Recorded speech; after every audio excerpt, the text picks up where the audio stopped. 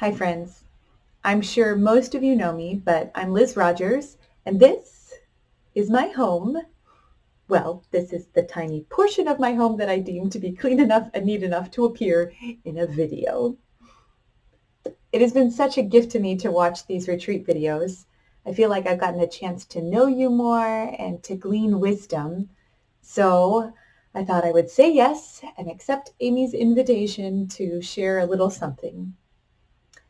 I want to tell you today about my strengths.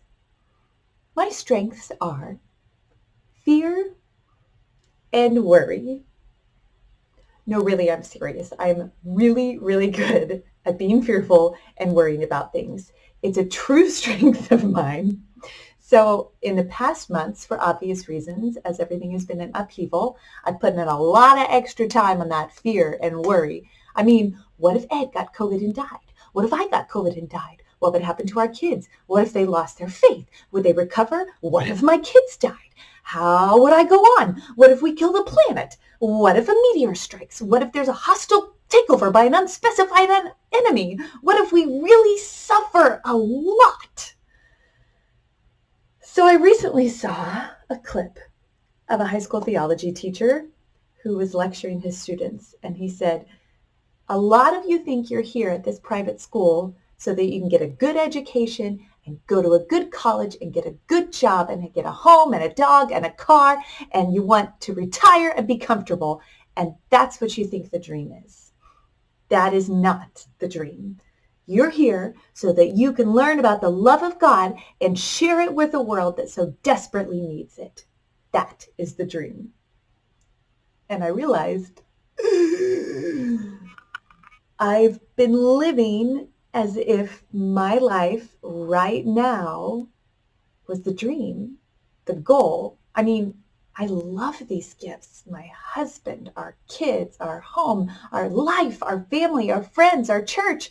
But I've been so attached to keeping these things that I completely lost sight of heaven. Really, I'm so attached to all the good things that God gives me that I am sometimes miserable worrying about what would happen if they were taken away. And I stopped actually trusting God and looking towards Him.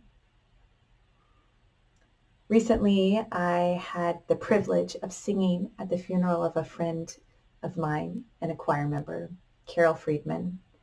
Carol and her husband Glenn joined the choir years ago, and they've been so faithful and shown up every week to offer their gifts and talents, but they also brought so much joy to us and always came in with a smile and just gathered people together. They were good at creating community. So about a year ago, Carol found out that her long battle with cancer was nearing an end, and she called me to talk about her funeral arrangements as she and Glenn started preparing. And she was so cheerful. By the end of the call, I just had to ask, I was like, Carol, how can you be so joyful in this time? And she said, well, she had struggled with it. She went to talk to Father James, and they had a long talk, and he asked what she was going to do with the rest of her life. How was she going to serve? How was she going to give her life away? And she decided that she wasn't just going to sit around and wait to die. She was going to look for ways to bring good into the world every day. And she did. She kept giving and bringing joy to other people and spreading her sunshine. That is how I want to live the end of my life. It's such a beautiful witness. And then at our funeral, I realized you don't have to wait till the end of your life to start living that way.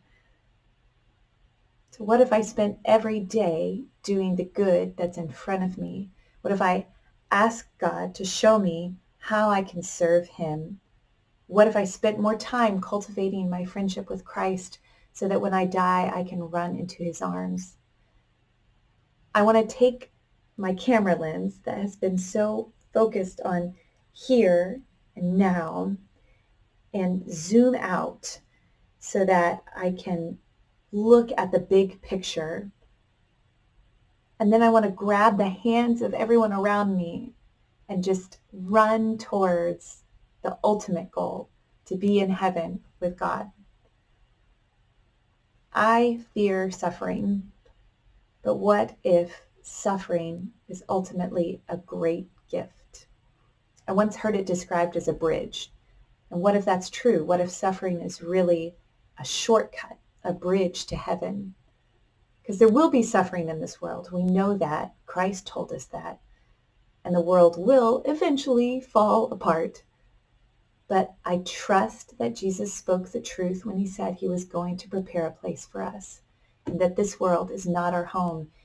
It's just a place we're journeying through together, doing his work on our way to our true home.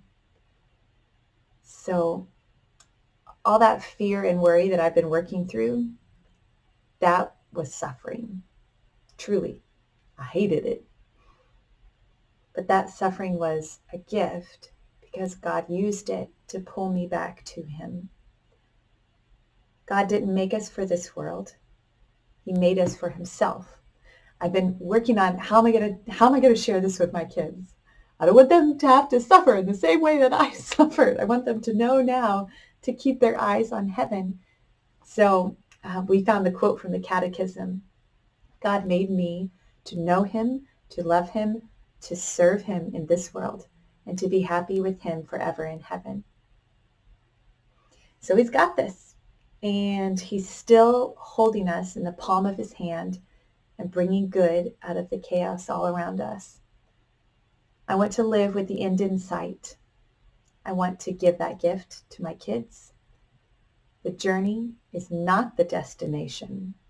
And this is not my home.